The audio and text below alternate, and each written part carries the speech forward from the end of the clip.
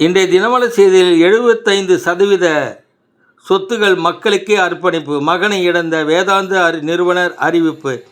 அசுத்தமான குடிநீரால் டைபாய்டு, குஜராத் அரசுக்கு தேசிய மனித உரிமைகள் கமிஷன் நோட்டீஸ். கேரளாவில் 33 வாரத்தில் பிறந்து சிசுக்கான அந்த குழந்தை அவசர சிகிச்சை பிரிவில் உள்ள அந்த குழந்தைக்கு சிறப்பு ஏற்பாட்டின் கீழ் பாஸ்போர்ட் வழங்கப்பட்டுள்ளது. சீன நிறுவனத்துக்கு கட்டுப்பாடு நீக்கம், அமெரிக்கா நெருக்கடியை சமாளிக்க நிதி அமைச்சகம் திட்டம், தகவல் வெளியாகியுள்ளது. குழந்தைகள் உணவில் நச்சுப் பொருள், வெளிநாடுகளில் நெஸ்லே வாபஸ் பெற்றுள்ளது. சென்னை போக்குவரத்து திட்டங்களுக்கு தேவை 25 ஆண்டுகளுக்கு பட்ஜெட் போட்டது கும்டா, 2,27,000 கோடி ரூபாய். இதற்கு தமிழக அரசு ஒப்புதல் தந்துள்ளது. இப்போது தேர்தல் நெருங்கி வரும் நேரத்தில் இந்த ஒப்புதல் கொடுக்கப்பட்டுள்ளது.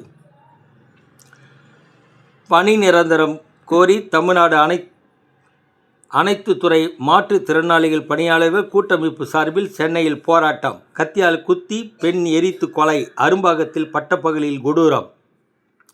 வணக்கம்.